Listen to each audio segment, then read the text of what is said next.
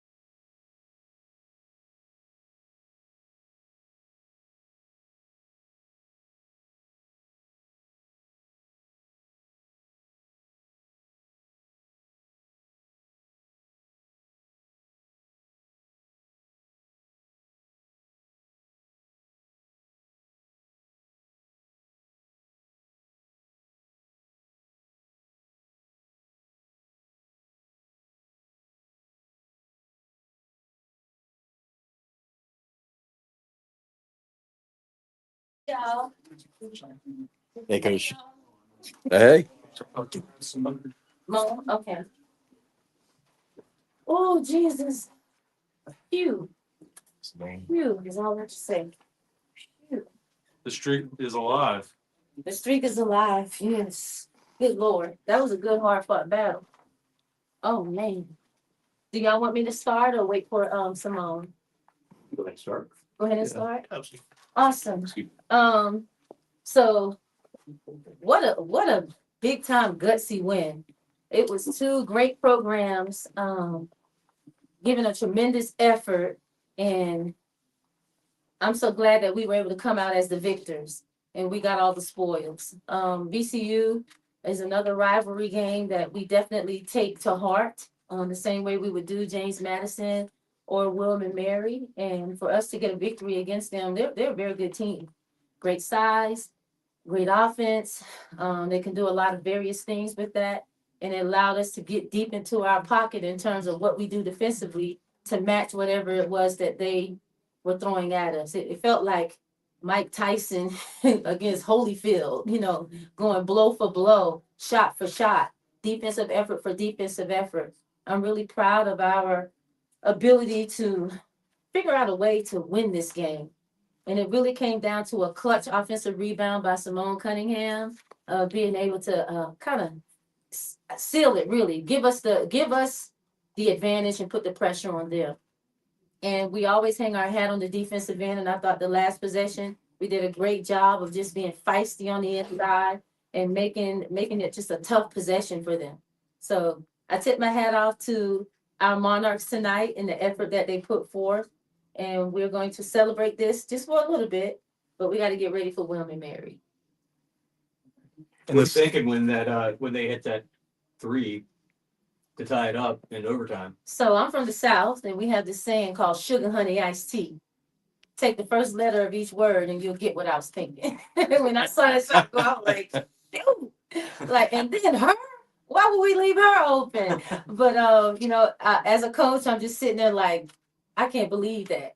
I can't believe we gave up that shot to that person. But these things happen, and it wasn't a moment for me to get angry or frustrated or have a woe is me moment. If I want my team to respond properly, then I'm the first example of that. So it was about just taking a deep breath and us collecting ourselves. They tied the game up, and now we had the ability to come down and score to get the lead, and now put the pressure on them to have to score. In the second half, VCU seemed to be expanding their lead on the rebounds. Was there something that you said to the team in the huddle that, we got the big one at the end when we really needed it, but Yeah.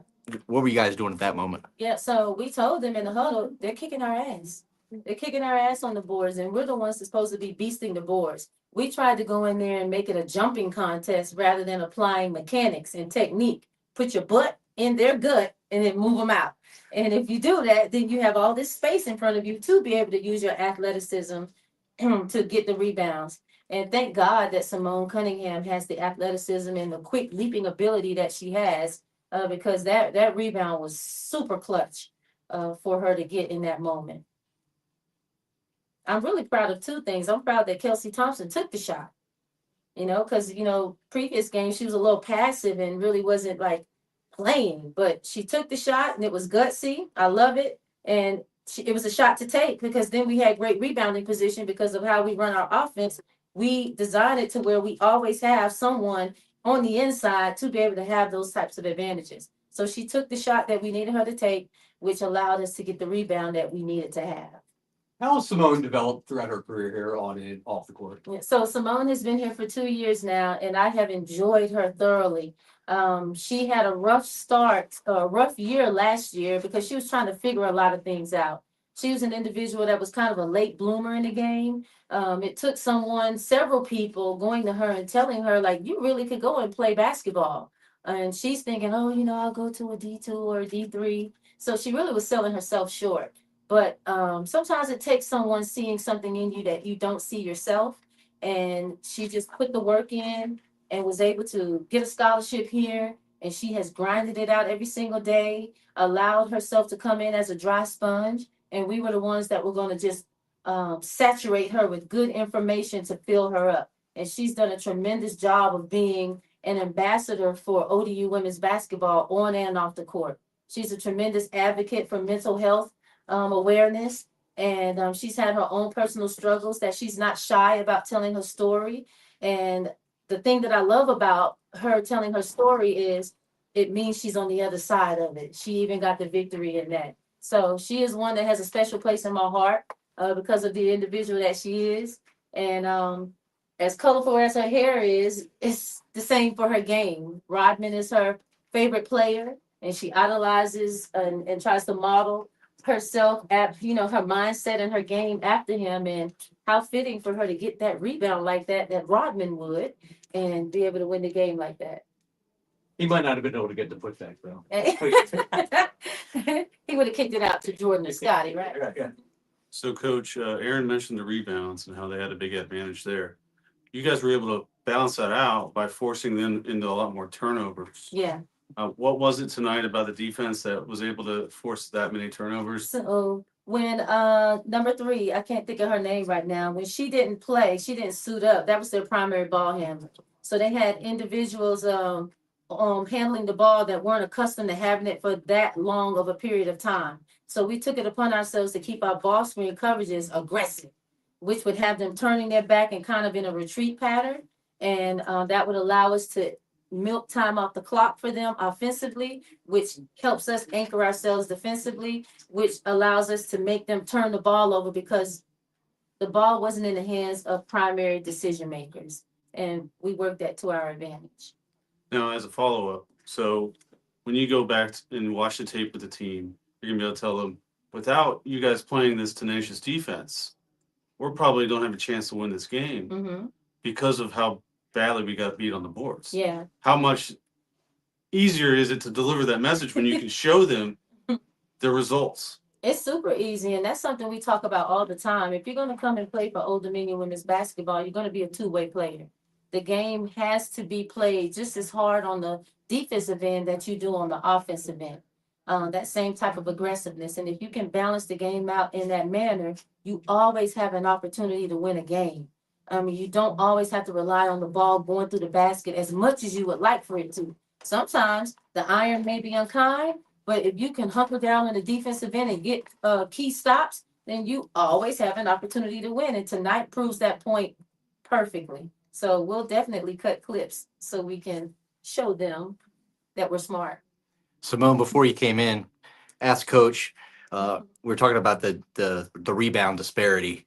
So at the end of the game, I asked, what was the message you were delivering to the team over there? So after Coach delivered that message to y'all, what was going through your head that got you motivated to make that happen? Honestly, I'm looking at the stat sheet right now, and I didn't even have any defensive rebounds, and I'm not really happy with that. I don't think the post players mainly were doing a good job of boxing out. We were just trying to get in jumping matches, and that's not us. We know we're supposed to bend our legs and box out. I think we were just playing too fast in the moment, and we weren't really thinking about what we were doing. So at the end of the day, our guards, I think, did a good job of cleaning it up. They ended up getting some defensive boards. They helped us out. And so kudos to them for that. But post players, we just got to get better at actually doing our job. So when you were at a game-winning shot before? Yeah, like back in high school. Yeah, but no, it felt good. Honestly, just doing my job, Coach D's always told me that, like, she doesn't have to call plays for me. I can go get anything off the glass that I want to, and that's what I did. So, Simone, you're a lockdown defender, you're a tenacious rebounder, and you get some garbage buckets around the paint. Yeah, you can call me Avatar basketball. Yeah, she mentioned how much you like Dennis Rodman and admire him. Out of all those things, lockdown defense, rebounds, getting a bucket, what is the most rewarding for you? It's always gonna be rebounds for me. When I first started playing basketball, I wasn't taught like that. To be an offensive player, I didn't have a skill set. My coach literally just told me, like, when you see this ball come off the glass, she was like, I just need you to catch it and pass it to a guard. And so rebounding had always been my thing. In earlier games, I would literally come out the game, I might have 15 rebounds, 2 points, but I was happy rebounding. Rebounding is fun to me. And sometimes it's demeaning for the other team. Playing defense, for 28 seconds and then a shot goes up and you see somebody flying out of there getting a rebound, he's like, man, we gotta play another. We gotta reset defense again. It's very challenging. And it's very easy to get down on yourself when that is happening to you as a team, and it causes arguments.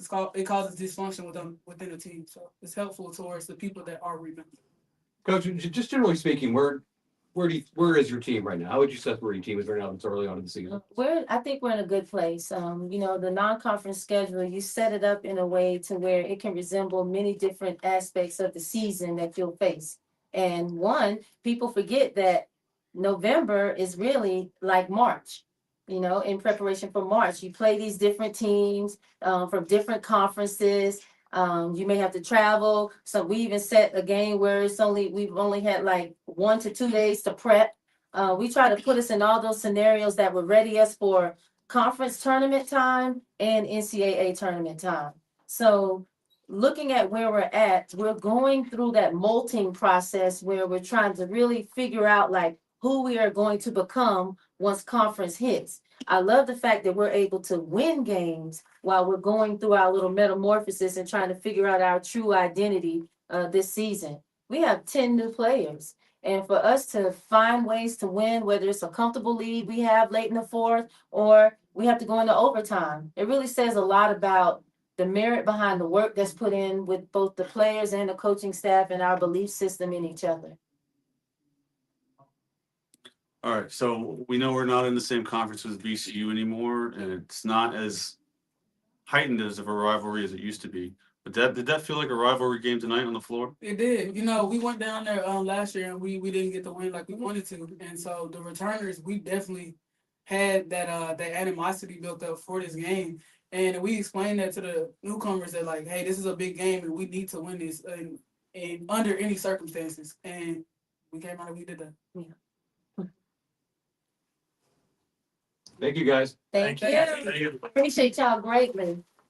See y'all.